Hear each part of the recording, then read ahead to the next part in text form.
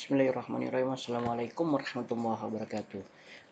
Dalam materi kali ini saya akan menjelaskan tentang bagian dari profesi kependidikan, ya tentunya tidak lepas yang dinamakan supervisi. Anda mungkin sering dengar bahwa setiap guru itu harus disupervisi, baik disupervisi oleh kepala sekolahnya, supervisi oleh dinas pengawas ataupun dinas pendidikan yang terkait dalam pembinaan ataupun pengembangan keprofesian mereka. Dalam kesempatan ini mungkin teman-teman sering mendengar tentang ya profesi ataupun tentang terkait dengan supervisi khususnya dalam profesi kependidikan. Kita akan berbicara tentang secara teoritis terlebih dahulu ya, sehingga kita betul-betul paham apa sebenarnya makna dari supervisi, khususnya supervisi terhadap proses penyelenggaraan yang telah dilaksanakan oleh guru, khususnya dalam menjalankan tugas dan tanggung jawabnya di lingkungan pendidikan. Supervisi pendidikan pada umumnya mengacu kepada usaha perbaikan pembelajaran. Jadi supervisi itu sebenarnya esensinya adalah memperbaiki mutu pembelajaran. Nah, sehingga dengan supervisi diharapkan ada suatu perbaikan, terobosan-terobosan yang dilakukan sehingga mutunya lebih meningkat. Pada hakikatnya, supervisi pendidikan dapat diartikan sebagai bimbingan profesional bagi guru-guru. Nah, jadi bimbingan yang profesional bagi guru-guru. Supervisi itu tidak hanya menilai, tidak hanya memberikan closing bahwa oh ini berhasil atau tidak, tapi pada dasar dan esensinya adalah suatu bimbingan yang profesional menuju perbaikan pembelajaran yang lebih bermutu. Bimbingan profesional yang dimaksud adalah segala usaha yang memberikan kesempatan bagi guru-guru untuk berkembang secara profesional. Nah, jadi memberikan kesempatan pada guru-guru itu untuk meningkatkan keprofesionalannya, berkembang secara profesional sehingga mereka lebih maju lagi dalam melaksanakan tugas pokoknya, yaitu memperbaiki dan meningkatkan proses pembelajaran atau proses belajar peserta didik. Supervisi dapat pula diartikan sebagai suatu bentuk peninjauan dan pembinaan yang dilakukan kepala sekolah, nah, dan pengawas sekolah terhadap kinerja guru dengan tujuan memberikan pembinaan kepada guru-guru agar dapat melaksanakan ya, ataupun memberikan pembinaan kepada guru itu agar tugasnya dapat berjalan secara efektif dan efisien. Fungsi supervisi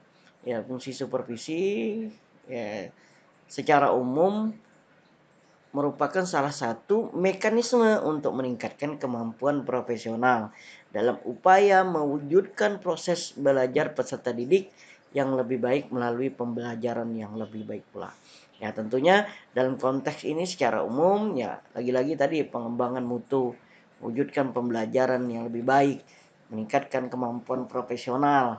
Guru tentunya menciptakan pembelajaran dengan cara yang terbaik untuk menghasilkan ya sesuatu yang lebih baik. Akan tetapi secara khusus ya secara rinci supervisi ini adalah suatu kegiatan untuk mengkoordinasikan kepada semua unsur ataupun mengkoordinasikan semua usaha yang dilakukan oleh lembaga pendidikan ataupun usaha sekolah untuk memperluas. Jadi ini tugasnya memberikan kesempatan pada sekolah memperluas pengalaman guru, mendorong usaha-usaha pembelajaran kreatif yang harus diciptakan guru, memberikan penilaian secara terus-menerus dan memberikan pengetahuan serta keterampilan kepada guru.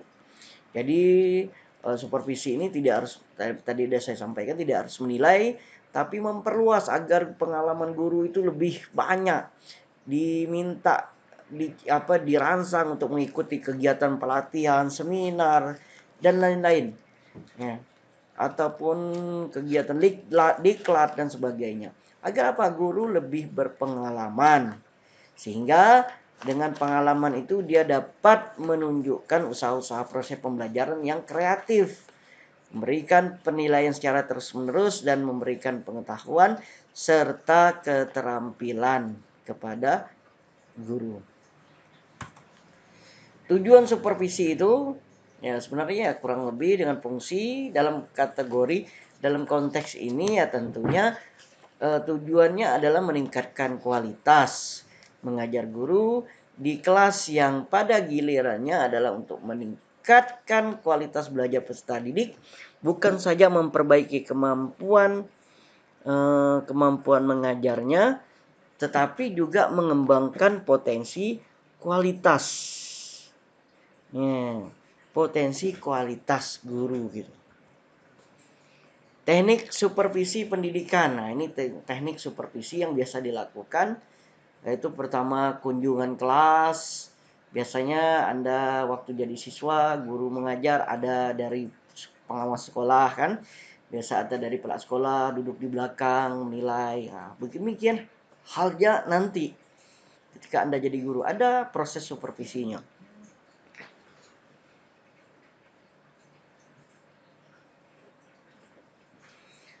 Terus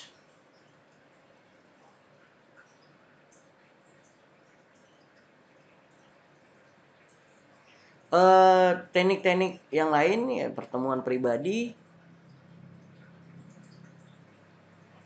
rapat dewan guru, kunjungan antar kelas, penerbitan buletin profesional, penataran atau pendidikan dan pelatihan. Jadi kunjungan kelas, pertemuan pribadi, rapat dewan guru, kunjungan antar kelas, penerbitan ini merupakan salah satu teknik-teknik supervisi yang dilakukan.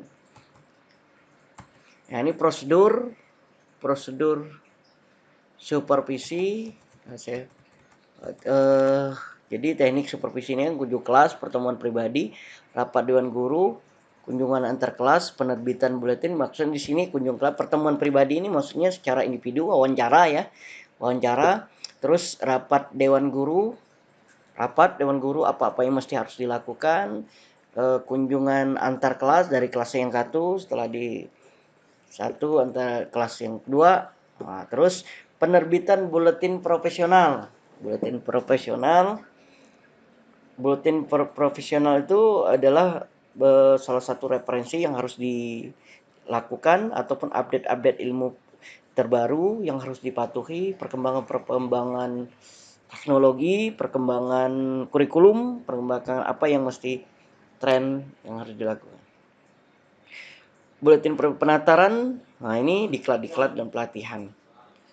Sekarang kita masuk prosedur. Nah, prosedur ini nanti Bapak akan share juga materinya sehingga kalian juga bisa membaca, mengulang terkait dengan materi ini. Selain di YouTube, Bapak akan kopikan PowerPoint-nya. Misalnya teknik tersebut ada melalui tahap-tahap. Pertama pengumpulan data. Pengumpulan data ini tentang situasi pembelajaran. Pembelajaran itu nanti datanya dapat dari murid, guru, program, pengajaran, alat, fasilitas. Tapi cara yang dilakukan adalah observasi, kunjungan kelas, pertemuan pribadi, studi dokumenter. Jadi yang sebelah kiri ini adalah tahapan-tahapan yang dilakukan. Sebelah ini caranya. Misalnya penyimpunan penilaian. Dilihat keberhasilan murid. Menentukan kriteria. Caranya menentukan kriteria. Keberhasilan itu seperti apa. Keberhasilan guru bisa menentukan kriterianya bagaimana. Nanti bisa pertemuan pribadi dan diskusi dengan guru. Bahkan sampai antar guru. Jadi yang sebelah C ini mungkin tidak Bapak jelaskan satu persatu. Kalian bisa melihat, membaca. Bahkan memahami saja bisa. Misalnya diskusi kelemahan, di sini ada tahapnya.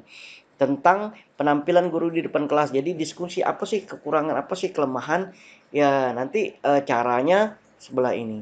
Nah, jadi itu secara singkat terkait dengan strategi. Sehingga ketika setelah tahap itu nanti baru masuk ke sini.